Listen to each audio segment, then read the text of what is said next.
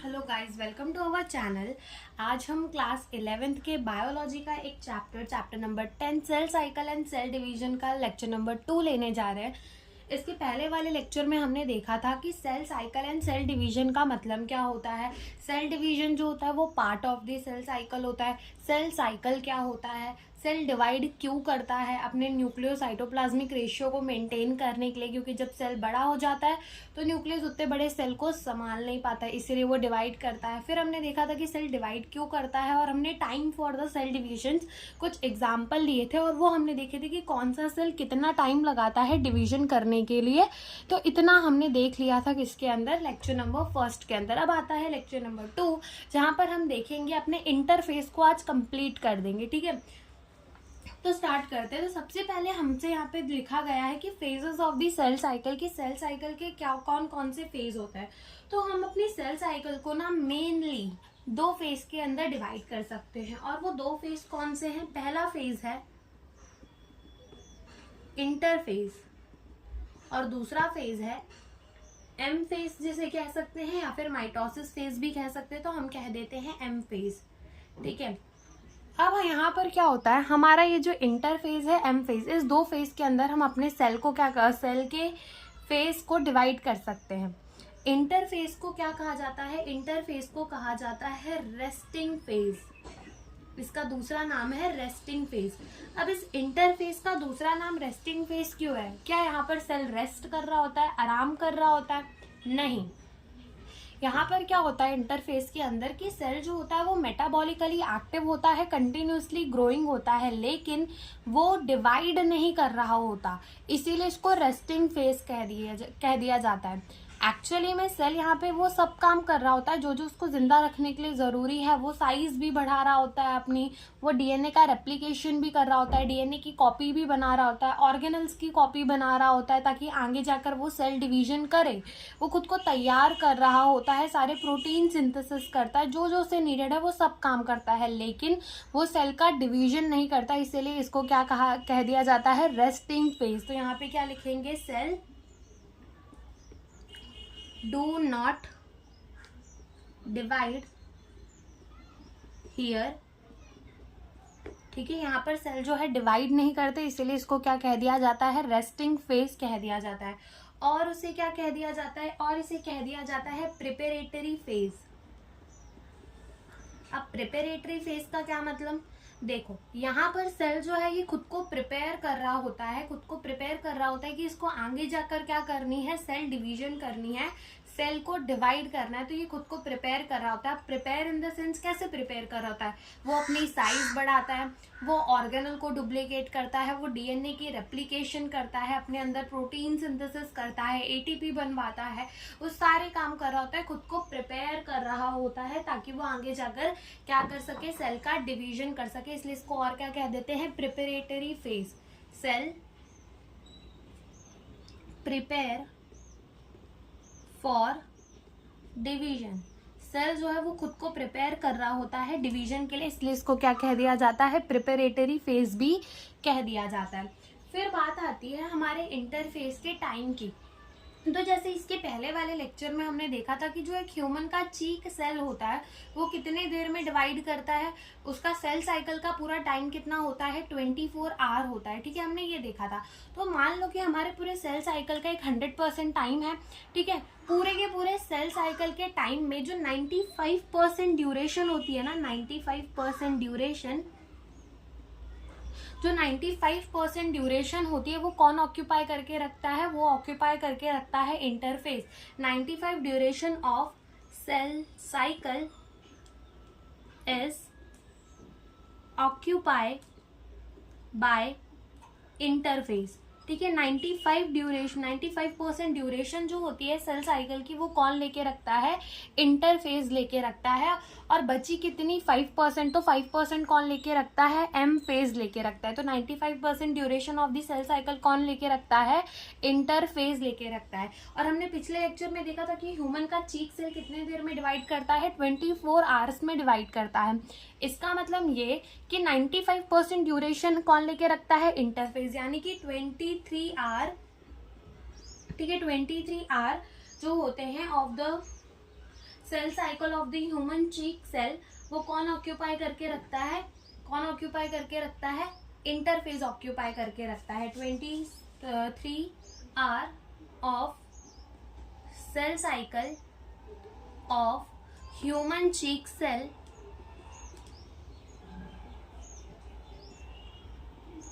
is occupied by interphase, ठीक है। और रेस्ट 1 घंटा कौन लेके रखेगा, एम फेज लेके रखता है, ठीक है। तो ये बात हो गई हमारी जनरल इंटरफेज की। अब इंटरफेज जो है ना वो फर्दर 3 फेजेस के अंदर डिवाइड है। क्या बोला हमने कि इंटरफेज जो है वो फर्दर 3 फेजेस के अंदर डिवाइड है। और वो कौन सी 3 फेजेस है, पहली फेज है G1 फेज जिसको हम गैप 1 फेज भी कहते हैं। दूसरी जो फेज है वो है S फेज जिसको हम सिंथेसिस फेज भी कहते हैं। और तीसरी जो फेज है वो है G2 फेज, ठीक है, जिसको हम गैप 2 फेज भी कहते हैं। तो लिखते हैं यहाँ पर, इसको गैप 1 फेज भी कहते हैं, इसको सिंथेसिस फेज भी कहते हैं और इसको गैप 2 फेज भी कहते हैं। तो हमने क्या बोला कि जो हमारा इंटरफेस है ना वो फर्दर 3 फेजेस के अंदर डिवाइडेड है, G1 फेज, S और G2 फेज के अंदर।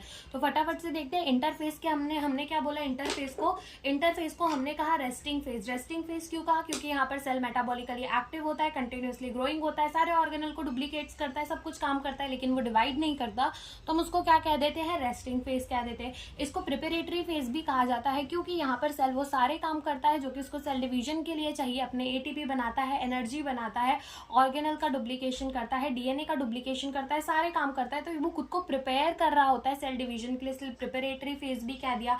95% ड्यूरेशन जो होती है सेल साइकिल की वो कौन लेके रखता है, इंटरफेज लेके रखता है। और 23 hour of the cell cycle of the human cheek cell वो कौन लेके रखता है, इंटरफेज रखता है। और इंटरफेज फर्दर डिवाइडेड है 3 फेजेस के अंदर, G1, S and G2 phase, जिसको हम बाद में इंडिविजुअली एक एक करके अभी आगे समझेंगे, ठीक है। फिर आता है हमारा M फेज। तो इस M फेज को और क्या कहा जाता है, माइटोसिस फेज भी कहा जाता है, ठीक है। माइटोसिस के साथ साथ और इसको क्या कहा जाता है, most dramatic phase, most dramatic phase, ठीक है। इसको और क्या कहा जाता है, मोस्ट ड्रामेटिक फेज कहा जाता है। अब इसको ऐसा क्यों कि ड्रामेटिक फेज कहा जाता है, देखो जितना भी सारा चीज था सेल ने ऑर्गेनल अपने पूरे डुप्लीकेट्स कर लिए, सब कुछ दो दो बना लिया उसने। अब असली में बात किसकी आती है, डिवीजन की, बंटवारे की, ठीक है। तो यहीं पे सबसे ज्यादा नाटक होते हैं। तो इसको ऐसे तो नहीं कह सकते कि सेल की डिवीजन होनी इसलिए नाटक होने इसलिए इसको ड्रामेटिक फेज कह दिया, नहीं। ये जो हमारा M फेज होता है ना वो फर्दर और फेजेस में भी डिवाइडेड होता है, जहां पर हमें हमारा क्रोमोसोम जो है वो अलग अलग हालत में दिखता है। कभी वो कंडेंस होके पड़ा होता है, कभी कुछ, कभी एक क्रोमेटिड, कभी अलग क्रोमेटिड बन जाता है, कभी टूट जाता है, कभी स्लिट हो जाता है, कभी अपना वो अपना आइडेंटिटी खो देता है। तो ऐसे वो उसके क्रोमोसोम के चलते रहते हैं अलग अलग रूप, इसीलिए इसको क्या कह दिया जाता है, ड्रामेटिक फेज भी कह दिया जाता है, ठीक है। इसको क्या कह दिया जाता है, मोस्ट ड्रामेटिक फेज कह दिया जाता है। और इसको माइटोसिस फेज भी कहते हैं।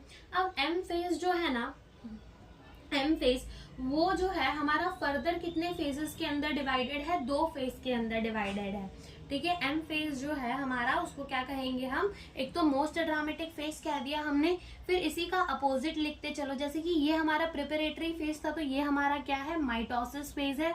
और जहां पर एक्चुअल सेल डिवीजन होती है तो ये हमारा वो वाला फेज है। तो इधर लिख देते हैं, यहाँ पर क्या होती है, एक्चुअल सेल डिवीजन, ठीक है। एक्चुअल सेल की डिवीजन होती है इसलिए इसको कह देते हैं माइटोसिस फेज। अब जैसे हमने बोला कि 95% ड्यूरेशन जो है वो कौन लेके रखता है, इंटरफेज लेके रखता है। तो रेस्ट 5% ड्यूरेशन, 5% भी कह सकते हो और लेस देन 5% भी, वैसे यहाँ पर 95% भी कह सकते हो और मोर देन 95% भी कह सकते हैं, ठीक है। तो 5% duration of cell cycle is occupied by M phase। 5% duration कौन लेके रखता है, M फेज लेके रखता है।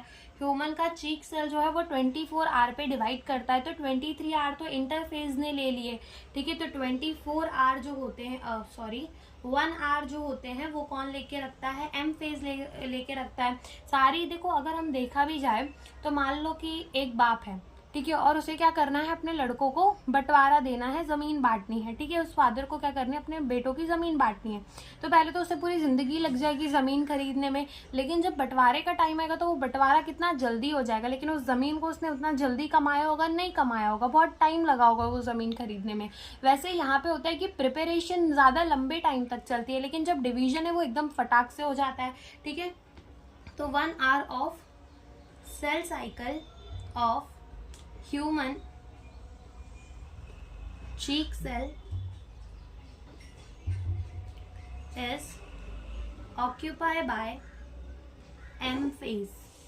ठीक है, अब जो हमारा M फेज है वो फर्दर कितने फेजेस में डिवाइडेड है, 2 फेज के अंदर। M फेज फर्दर कितने फेजेस के अंदर डिवाइडेड है, 2 फेज के अंदर। और वो 2 फेज कौन से हैं, एक है हमारा कैरियोकाइनेसिस और एक है हमारा साइटोकाइनेसिस। ठीक है, कौन से 2 फेज है, कैरियोकाइनेसिस एंड साइटोकाइनेसिस। तो इसको लिखते हैं,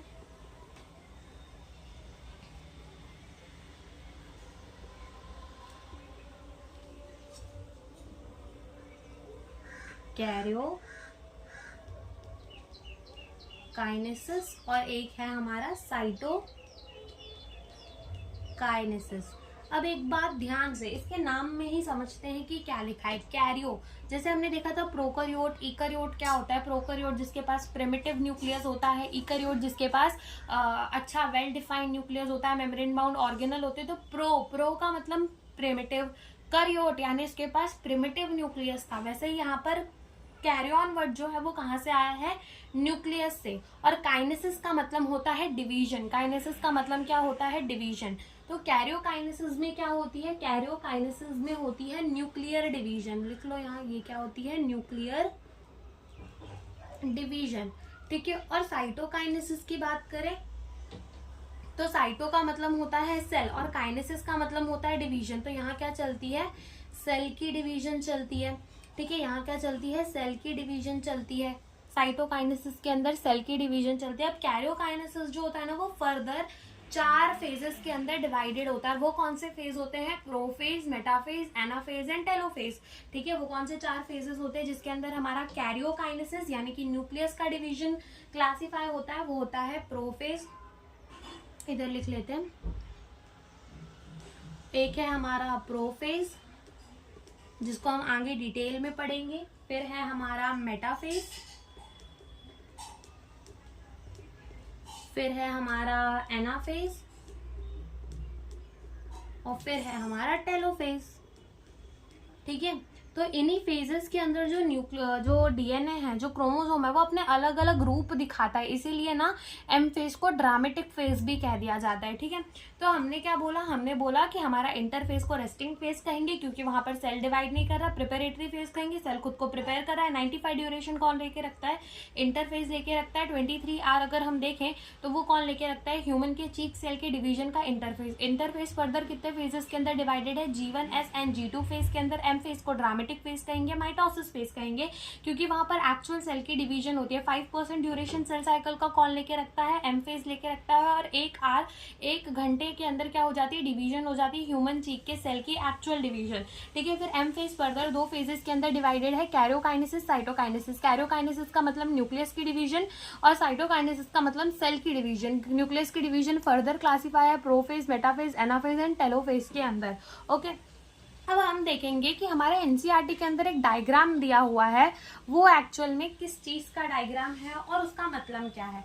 तो देखो, सबसे पहले तो ये हमारा सेल साइकिल का क्या है, एक डायग्राम है।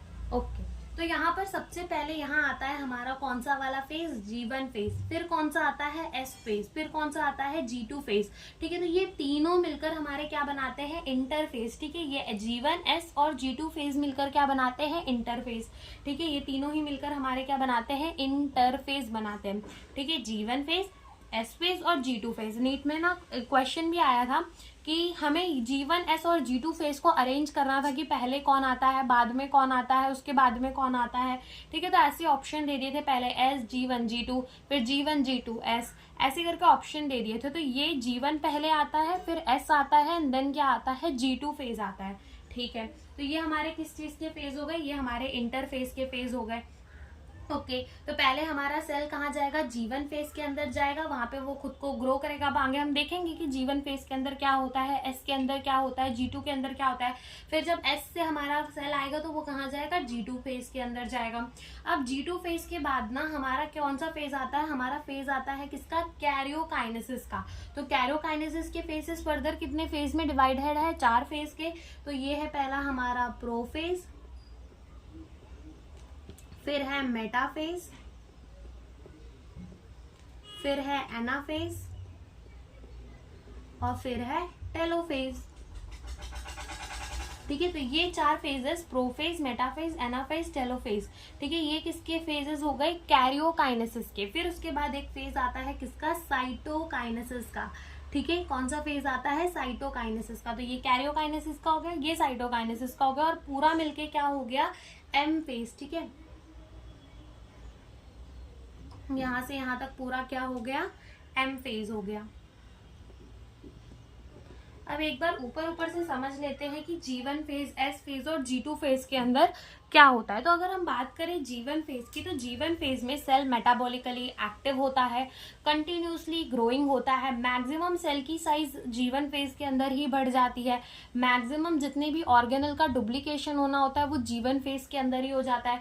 सेल्स अपने लिए ATP बनाता है, डिसीजन लेता है कि उसको आगे सेल डिवाइड करना है या नहीं, यानी उसको S फेज के अंदर जाना है या नहीं। वो हमारा सेल जो है वो डिसाइड करता है कि उसको आगे एस फेज के अंदर जाना है या नहीं, या तो उसको सेल डिवीजन करनी है या तो उसको सेल डिवीजन को एग्जिट कर जाना है। एक और फेज होता है जो कि आगे बढ़ाएंगे, कौन सा होता है, G0 फेज होता है। ठीक है, जो कि हमारा क्यूसेंट स्टेज होता है जहां पर सेल डिवाइड नहीं करता।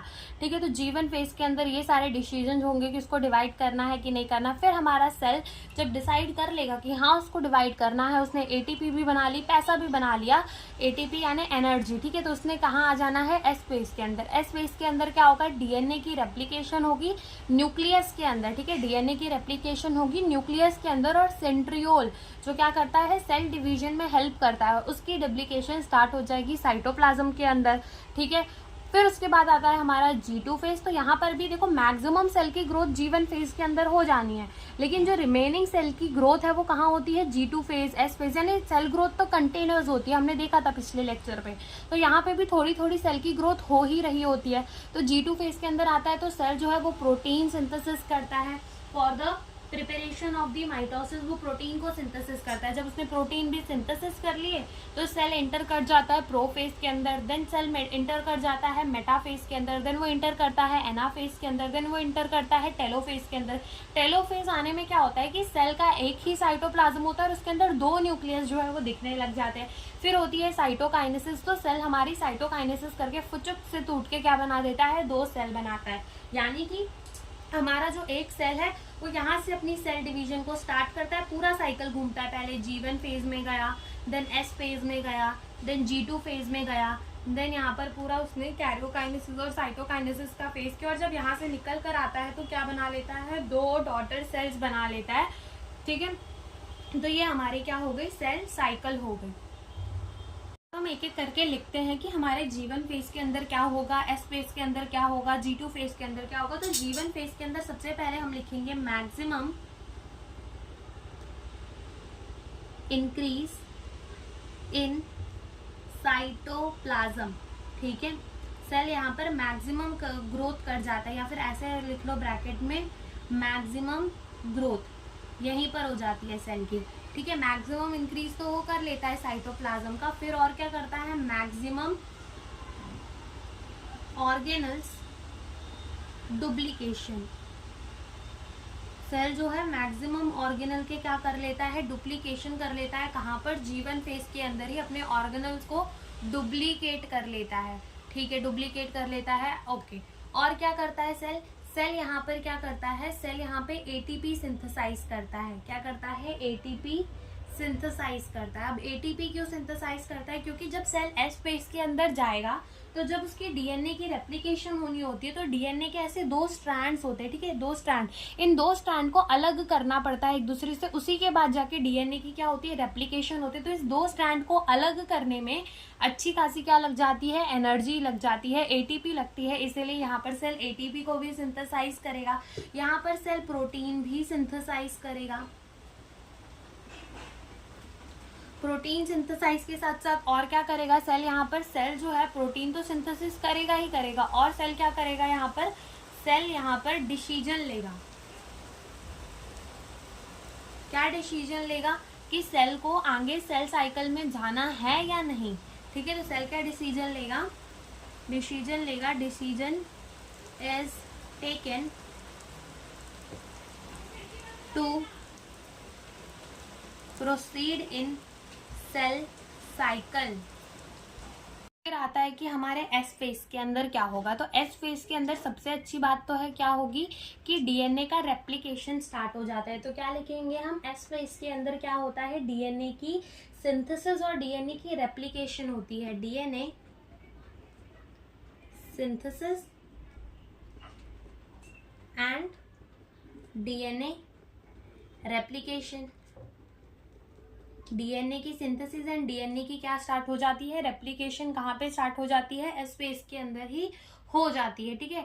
डीएनए की सिंथेसिस एंड डीएनए की रेप्लिकेशन। और ये कहाँ पे होती है? देखो, डीएनए की सिंथेसिस, अभी जब हमारा सेल आया होगा तो क्या उसके पास न्यूक्लियस होगा? न्यूक्लियस की बाउंड्री होगी, ठीक है। साइटोप्लाज्म भी होगा, हाँ होगा। तो जो डीएनए की रेप्लिकेशन है वो कहाँ स्टार्ट हो जाती है? इन न्यूक्लियस, ठीक है। न्यूक्लियस के अंदर डीएनए की रेप्लिकेशन स्टार्ट होती है, ठीक है।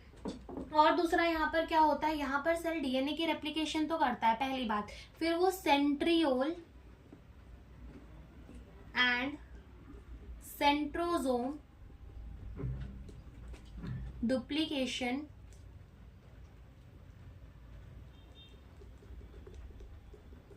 In cytoplasm. सेंट्रियोल और सेंट्रोसोम की डुप्लीकेशन कहाँ स्टार्ट कर देता है? साइटोप्लाज्म के अंदर स्टार्ट कर देता है, जो कि उसकी सेल डिवीजन में क्या करेगा? हेल्प करेगा। अब जब सेल जो है वो अपना डीएनए रेप्लिकेट करता है, डीएनए सिंथेसिस करता है, तो amount of the DNA per cell तो डबल हो जाते हैं, लेकिन क्रोमोसोम का नंबर जो होता है वो सेम होता है। तो लिखेंगे, इधर पे लिख लेते हैं, the amount of DNA doubles, but the chromosome number, chromosome के नंबर कैसे रहते हैं? सेम होते हैं। अमाउंट ऑफ द डीएनए तो है वो क्या हो जाते हैं? डबल हो जाते हैं, ठीक है। Amount of the DNA double हो जाते हैं, लेकिन इनका जो क्रोमोसोम का नंबर होता है, क्रोमोसोम नंबर रिमेन सेम। अब कैसे सेम रहता है वो भी एक बार समझते हैं, ठीक है। ओके, तो सबसे पहले तो हम यहाँ पर हैप्लॉइड और डिप्लॉइड का कंसेप्ट समझते हैं कि हैप्लॉइड क्या होता है, डिप्लॉइड क्या होता है, ठीक है। तो देखो, मान लो अगर हमारे पास कह रहे हैं हमारे पास ये है क्रोमैटिड, ठीक है, क्या है? क्रोमैटिड है। ओके, अब अगर हम देखें तो ये सेल हमारा कैसा है? इसमें ना 1 लगा लो, तो इसके पास एक सेट ऑफ क्रोमोसोम है, तो ये सेल हमारा कैसा है? हैप्लॉइड है। अब इसी सेल के अंदर प्रेजेंट होगा हमारा स्ट्रैंड ऑफ द डीएनए। तो डीएनए के एक स्ट्रैंड को हम अगर सी बोले तो इधर मेरे कितने स्ट्रैंड है? डीएनए के सी ही स्ट्रैंड है, ठीक है। ये सेल मेरा कैसा है? हैप्लॉइड। क्यों? क्योंकि यहाँ पर एक set of the chromosome present है, तो सेल मेरा कैसा हो जाएगा? हैप्लॉइड हो जाएगा। और इधर पे कितने स्ट्रैंड है डीएनए के? एक ही स्ट्रैंड है डीएनए का, तो मैं इसको कह दूंगी सी। अब उसके बाद क्या होगा? मेरा जो सेल है वो रेप्लिकेशन यानी कि अपना डीएनए का रेप्लिकेशन करेगा। यहाँ न्यूक्लियस नहीं बनाया है, तो ऐसा समझ लो कि न्यूक्लियस के अंदर की बातें चल रही है, ठीक है। तो यहाँ पर क्या होगा? रेप्लिकेशन होगा। रेप्लिकेशन का मतलब कॉपी बनाना, ठीक है। अब क्या होगा कि यहाँ रेप्लिकेशन होगा, बिल्कुल रेप्लिकेशन होगा। रेप्लिकेशन होगा तो क्या होगा? 2 क्रोमैटिड आ जाएंगी, सिस्टर क्रोमैटिड। अभी यहाँ पे बताओ, अब ये हैप्लॉइड रहेगा या डिप्लॉइड हो जाएगा? अभी भी ये जो है हैप्लॉइड रहेगा। क्यों? क्योंकि सेट ऑफ द क्रोमोसोम तो अभी भी सेम ही है, तो ये अभी भी क्या रहेगा? हैप्लॉइड रहेगा। अब हमने बोला एक क्रोमैटिड के अंदर एक डीएनए की स्ट्रैंड प्रेजेंट होती है, तो अब यहाँ पे कितना हो जाएगा? 2C हो जाएगा। तो यही हमारी एनसीईआरटी के अंदर भी लिखा है कि ड्यूरिंग द G1 फेज, तो ये नहीं, हमारे एनसीईआरटी के अंदर क्या लिखा है कि एस और synthesis phase mark the period during which the DNA synthesis और the replication take place. During this time the amount of the DNA per cell double, amount of the DNA double हो गया, पर cell double हो गया, ठीक है। If the initial amount is denoted by 2C, इन्होंने diploid cell के हिसाब से समझाया था, अभी हम वो भी समझेंगे। Then it increased to 4C, however there is the no increase in the chromosome number, chromosome के नंबर पे कोई इंक्रीज नहीं आता। If cell have the diploid or the 2n number of the chromosome at the G1, even after the S the number of the chromosome remain the same, ठीक है। Chromosome के number तब भी same रहेंगे, जैसे अभी हम एनसीईआरटी वाला केस ही लेके समझते हैं डिप्लॉइड सेल को लेके। तो इधर पे क्या होगा, एक सेट ऑफ द क्रोमोसोम ये मान लेते हैं, एक सेट ऑफ द क्रोमोसोम ये मान लेते हैं, ठीक है। इसमें भी 1 दे दो, इसमें भी 1 दे दो। अब यहाँ पर 2 सेट्स ऑफ द क्रोमोसोम है, तो ये हमारा क्या हो जाएगा, डिप्लॉइड हो जाएगा। एक के अंदर एक हमारा डीएनए पड़ा है, यहाँ पे एक डीएनए का धागा, तो इसको हम क्या कह देंगे, 2C कह देंगे। अगेन हमारा सेल क्या करता है, रेप्लिकेशन करता है, रेप्लिकेशन होती है न्यूक्लियस के अंदर। तो यहाँ पर क्या चली, रेप्लिकेशन चली, ठीक है, रेप्लिकेशन चल गई। अब क्या होगा,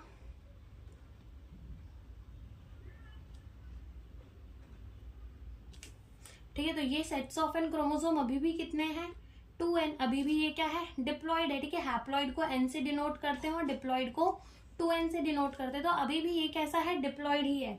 लेकिन अगर हम अमाउंट ऑफ द डीएनए देखें तो देखो कितने अमाउंट ऑफ डीएनए है, हर क्रोमैटिड के अंदर एक एक धागा पड़ा है, तो 1 2 3 4, तो ये हमारे क्या हो जाएंगे, 4C हो जाएंगे। तो amount of the DNA double हो गया, लेकिन क्रोमोसोम नंबर नहीं चेंज हुए। तो ये हमारे एनसीईआरटी के अंदर भी कह रखा है, एस फेज के अंदर ही। फिर आता है हमारा कौन सा फेज, G2 फेज, ठीक है, जिसको हम गैप 2 फेज भी कहते हैं। अब गैप 2 फेज के अंदर देखो, पहले अगर हमारा सेल जो है वो इनिशियल अमाउंट G1 फेज के अंदर उसका इनिशियल अमाउंट था क्रोमोसोम का C, तो जब वो G2 के अंदर आएगा तो उसका क्रोमोसोम कितना हो जाएगा, 2C। क्यों, क्योंकि एस फेज के अंदर उसने अपना डीएनए जो है वो रेप्लिकेट कर लिया है, अपने डीएनए की कॉपीज बना ली हैं।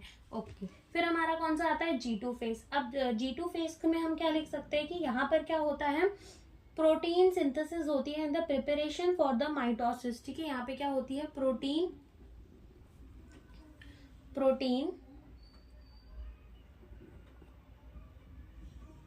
सिंथेसिस टेक प्लेस, प्रोटीन की सिंथेसिस, बची कुछ प्रोटीन की सिंथेसिस जो है, जो कि G1 फेज के अंदर नहीं हो पाती, वो कहाँ हो जाती है, G2 फेज के अंदर हो जाती है।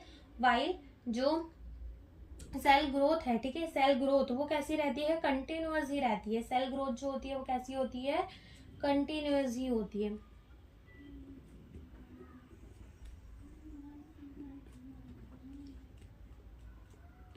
सेल ग्रोथ कंटिन्यूस, ठीक है, सेल की ग्रोथ कैसी रहती है, कंटिन्यूस रहती है।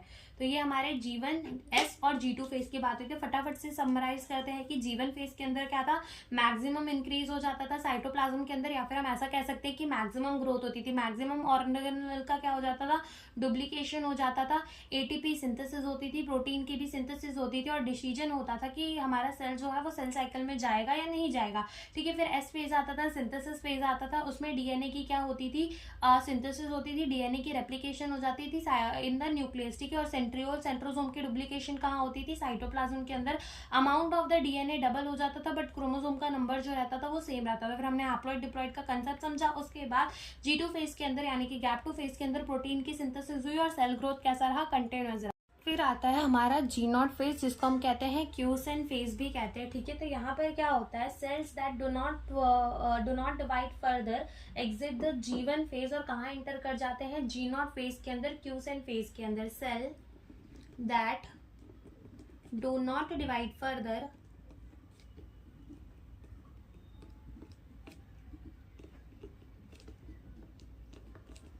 exit the G1 phase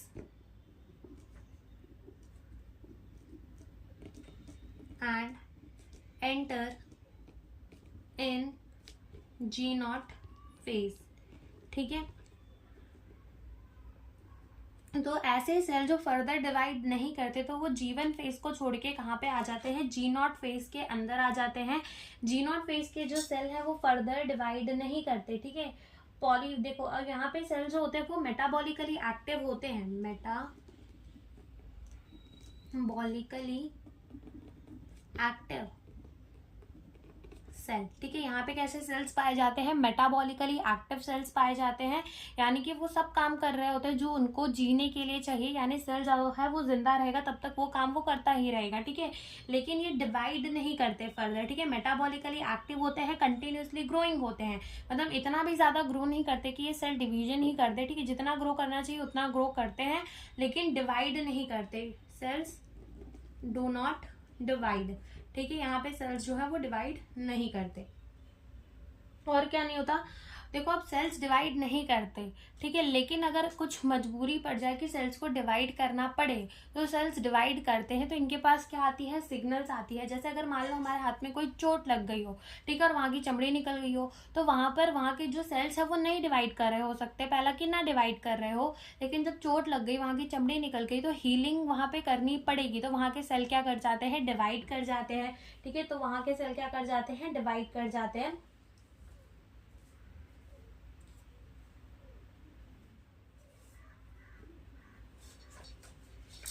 Signal are sent to cells to divide occasionally,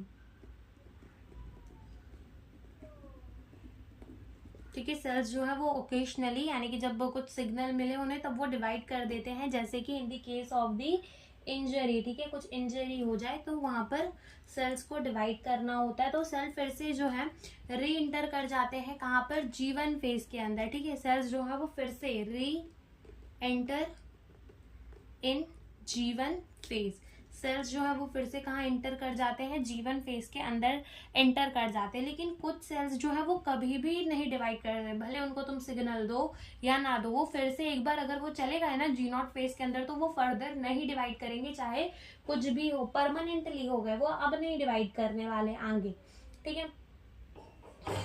तो ऐसे कौन से सेल्स होते हैं जो कि फर्दर नहीं डिवाइड करते, जैसे कि ह्यूमन के, अडल्ट के हार्ट के सेल्स, ठीक है।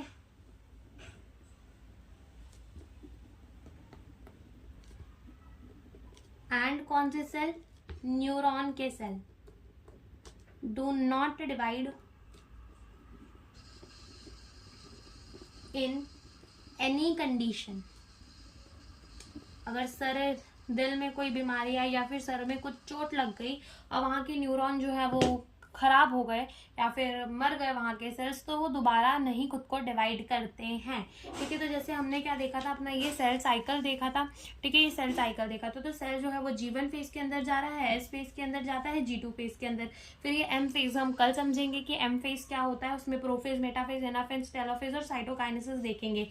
लेकिन अब एक क्वेश्चन आया था नीट में कि जो सेल का डिसीजन है कि वो जी नॉट फेज के अंदर जाएगा तो वो कहाँ पे हो जाता है, तो सेल का जो डिसीजन होता है कि वो जी नॉट फेज के अंदर जाएगा वो डिसाइड हो जाता है कहाँ पे, जीवन फेज के अंदर ही वो डिसाइड कर लेता है। हमने लिखा था ना जीवन फेज के अंदर डिसीजन होता है, तो वो यहीं पे डिसाइड कर लेता है कि उसको आगे सेल साइकिल में जाना है या फिर एग्जिट कर जाना है सेल साइकिल से।